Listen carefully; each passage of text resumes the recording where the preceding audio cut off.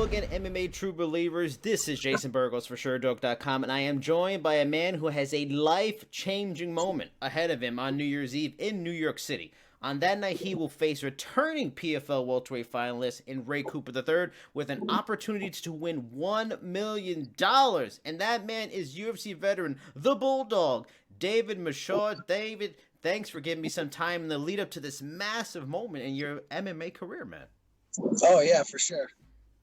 Now, before we go forward and talk about this career-defining moment you have ahead, I want to go back to your playoff run. You know, you grinded out 2 big victories, going the distance in each fight, 5 rounds in total. Looking back on your career, I don't believe you've had any 5-round bouts, and maybe if you did, it's maybe very early in your career. First, before I get your thoughts on how it all went in the playoffs, going into it, did you have any like internal concerns about the 2 fights, the rest period in between, managing it all, or did you feel real confident about having to manage those 2 fights in one night? No, I'm always confident. I know how hard I work. I know the work I put in every day, so I wasn't worried about it. And I actually had a 5-rounder against Diego Lima for the Titan Championship. Okay. Like the second fight out of the UFC, I think it was. But yeah, like I've gone 25 before. Felt good. Felt like still had some gas at the end. You know, that second fight, it was just a grindy, grueling fight. So I was a little gassed at the end, but I mean, I was definitely winning. I was going forward. I was cracking. Blake and pushing the pace. I know that I got some of the best cardio in the division, so I'm not too worried about it. I mean, did the whole situation, like I mentioned, you have to take the break, these kind of stuff, sit, wait, try to warm up again. Did it make it, unusually difficult then, like the 5-round fight you mentioned you had in the past? Was it like a weird situation, or you had all that stuff, you and your team had all that stuff set up, so when you had that time in between, the warm up, all the stuff, it was smooth, it was an easy process, going into that second fight, you were good to go?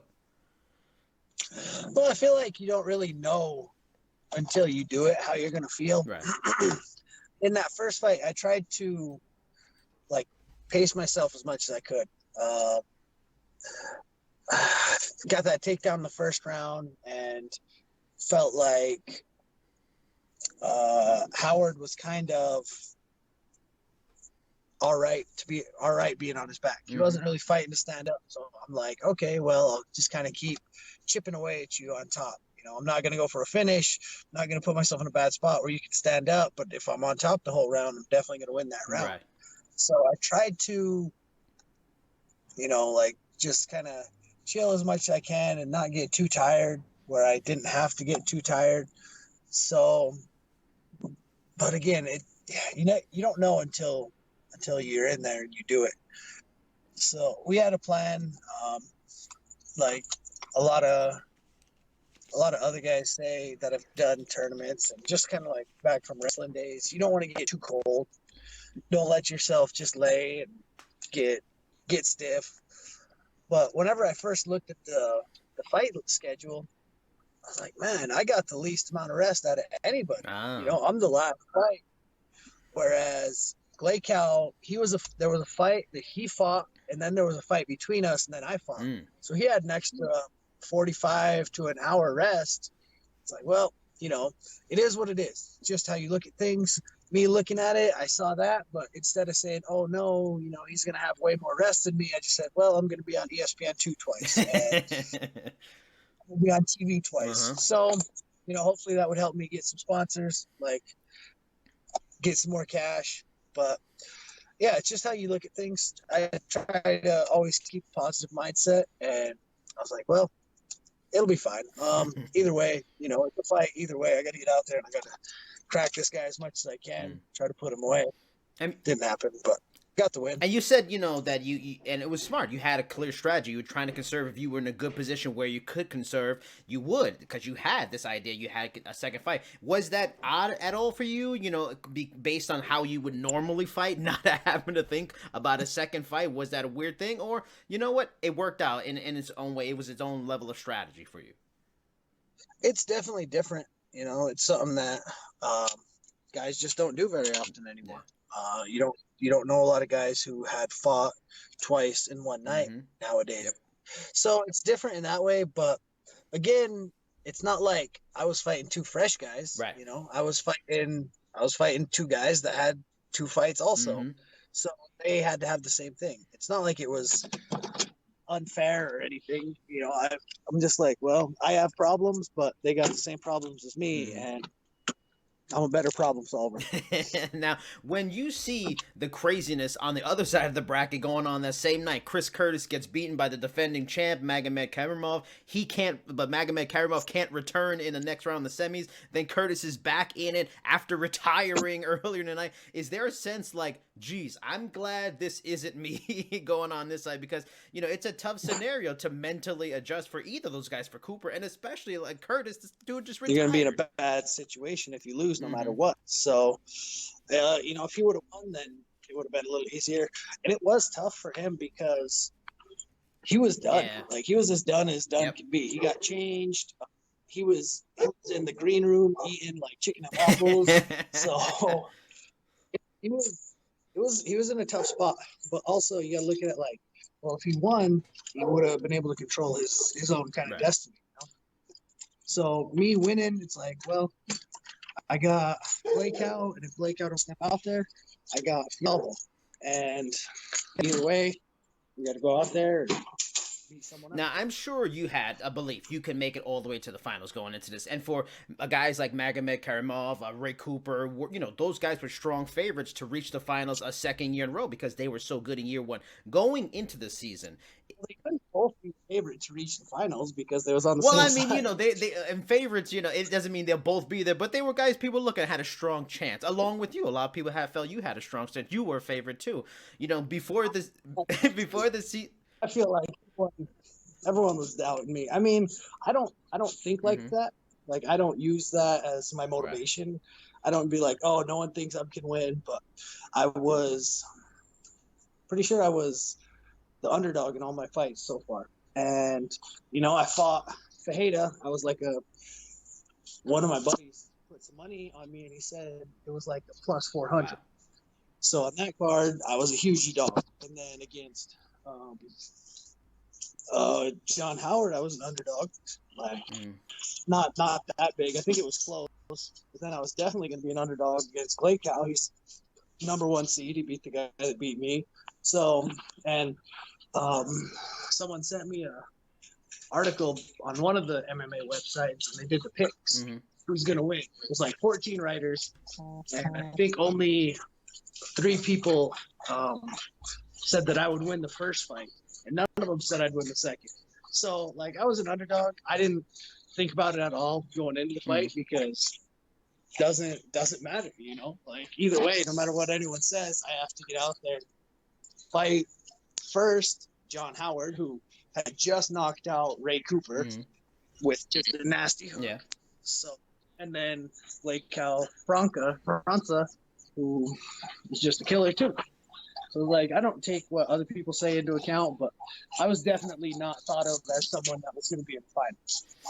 Well, then, considering that, and then considering, that you did get off to a rough start with the Sadibou C fight, that's a tough situation where that's probably going to be a highlight for years to come. Now that you've made it to the finals, is there part of you, the motivation in going to the finals, in that to wipe away any people's doubts, to wipe away, people will look at that highlight instead of like, oh, that was a great KO, and they'll look at it as, damn, that was that one moment David Michaud slipped in that season. And also, does getting to the finals and winning a kind of big F you to all those people that doubted you, that actually had you as a dog, to guys like Doomsday and stuff like that, which I'm personally surprised by. I don't get that, but is there extra motivation to kind of F you to everybody? No, like I said, I try to live like positively. Like I said, I saw all that stuff after the fight, and it was, we kind of laughed about it. Like, my dad, someone sent it to him, and he's like, "Could you believe this?" I'm like, yeah, I got knocked out in 15 seconds my first fight. Like, it's cool. Yeah. I'm not too worried about it. And stop looking at me. And the Sadibou fight, it was a great knockout. It was a great highlight for him. Like, he threw something that he's super good at throwing, and it landed. But for me, that's not my motivation. I mean, thinking about it, like it's a cool story. I lost the fastest, and I had the fastest knockout loss first fight. So at that point, I was all the way on bottom. Now I'm in the finals. Win the finals, it's going to be that kind of Cinderella story. The only thing that would have made it even more Cinderella, you would if I was able to fight Sadabu in the finals, Right. which I was kind of hoping for. He's a super nice guy. We talked every time we saw each other. I like him, but it would have been cool to beat him in the finals. But Cooper's cool too. I mean, all these guys are pretty cool. Like I talked to all of them, but yeah, for me, my motivation is my team, my family, just kind of everyone from my hometown, everyone who supports me. Like seeing how much they love me fighting and how much they're behind me and how happy they get whenever I win. That's more my motivation, not someone saying that I can't, or I haven't seen the odds on me and Cooper. I'm assuming that he's going to be the favorite. It is what it is. Like, I'm not worried about it. Doesn't matter if I was a minus, I don't know what it would be, minus 10, minus 1,000. It wouldn't matter. Yeah. He's going to get out there. He's going to throw those big, nasty hooks at me, and he's going to try to knock me out. So either way, I got to get in with my team. We got to get a plan. We got to get a plan, and we got to get ready and be in shape to go 5 if I have to. If I have to grind him out, I have to grind him out. If I sit in the pocket with him, I have to be ready to keep my hands up, chin down, and throw some bombs. If he's wrestling me, because he's good and he's taking people down. If he's wrestling, I'd be able to stand up, stay safe, not let him crack me while I'm on the ground, because he's knocked people out like that. So it doesn't matter what anyone else says. I know who supports me. I know who's behind me, and that's my mission. And I'm glad you brought up Rick, because that's where I was going to next. Last year Cooper developed a reputation as a straight up wrecking machine until he lost in the finals. This season he has shown a far kind of different side, in that he showcased that wrestling that he really didn't showcase in season 1 and has done in the past. But John Howard also showed that this season he isn't unstoppable on the feet. Magomed Karimov in the finals last year showing he isn't bulletproof on the mat. For you going into this, when you and your camper, your team are looking at him and scouting him, where do you feel, particularly based on your skill set, he's a little bit more of a danger for you? Is it on the feet or is it on the ground? Where he's the most dangerous? Yeah, for you and your skills. Well, when you got a guy with knockout power like that, that's always going to be the biggest danger. Like when he's on the mat, he's not really throwing up subs. He's still throwing bombs. Right. He's still trying to put you to sleep. So it's his biggest thing in his power. He puts everything he's got into just about every strike, which is dangerous. Yeah. Got to stay safe the whole time. Can't let him touch me with that. And that's definitely his biggest strength.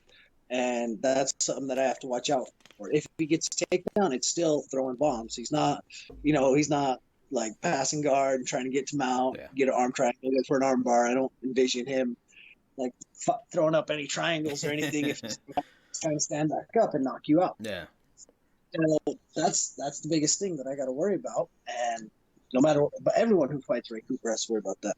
I just have to stay safe, keep my hands up, keep my chin down, keep my head moving, keep my feet moving. Talking about throwing bombs, I mean, throwing bombs also takes up a lot of energy. Is that one of the clear, obvious parts of your game plan? Try to draw him into deeper water and test it, and test that energy level in a 4th, 5th round, stuff like that, to see if him using all that energy will cost him later in the fight and just make you run away with it after a certain point? Well, the plan is always to get in and get out as quick as you can. No one right, of course, yeah. If that's the way things play out, if you start wrestling, I feel like I can wear him down wrestling. If it's a long stand-up fight, I feel like I can wear him down there. If it's a clinch fight, I feel like I can wear him down there. If it goes 25, I feel like I'm set, and I feel like if it goes 2 minutes, I'm set. Either way, I feel like we have a good plan. We see his strengths, we see what he likes to do, and we feel like just kind of I'm a little more well-rounded. I do a little bit more things, and I have that to my advantage. Now, just clarify for me, because I follow Jordan Johnson as well on Instagram. Now, are you guys teammates, or were you teammates at one time in MMA Live? Because I see he's training in 365 now. Are you guys teammates or friends? No, he's not at 365. He's at Fight Ready. Oh, okay. But yeah, whenever I first came to the lab, we were teammates for a while, and then he's jumped all over the place, but we stayed in touch and we still know each other real well. We talk kind of pretty often. So yeah, I like him a lot. I was out there, snuck in the back, and whenever he was warming up and stuff, so I was basically just in his locker room the whole time. Has it made it And has it made it easier, like knowing someone that's been through the same journey as you, also a former UFC guy? Have you guys shared stories, shared things during this season? Has it helped even on a mental level, at least?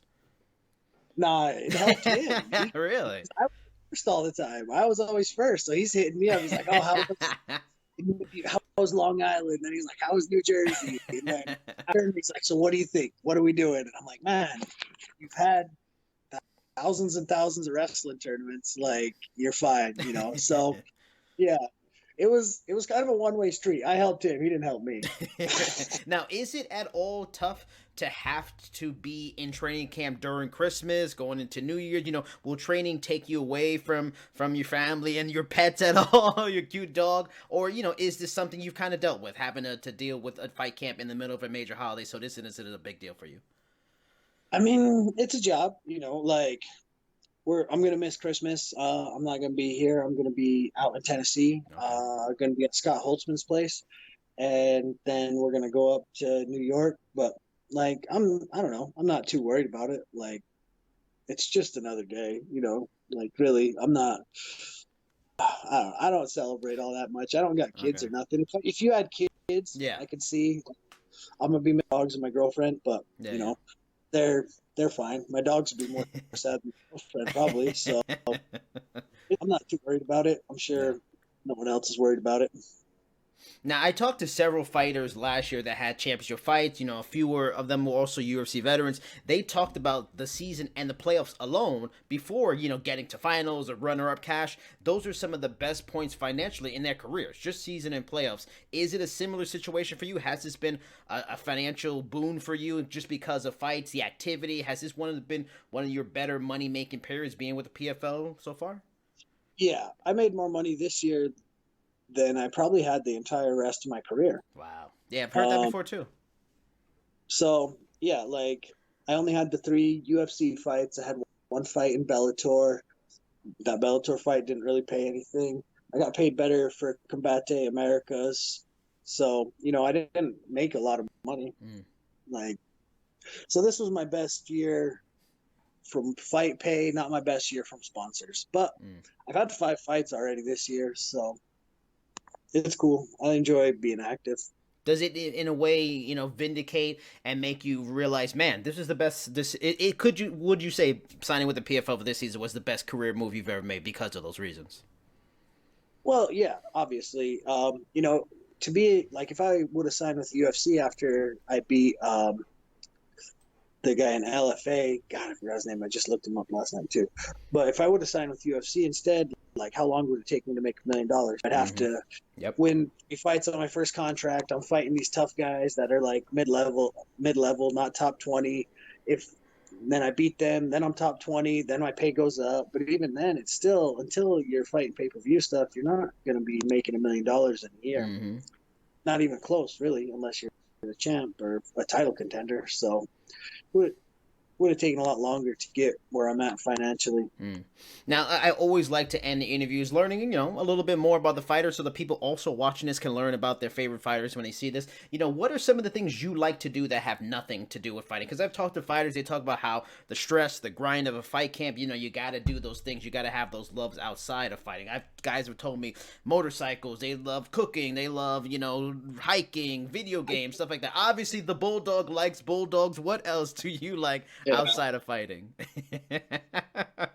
I like my dogs. I enjoy cooking. I cook a lot. Okay. I like comic books. Not just the Really? comic book.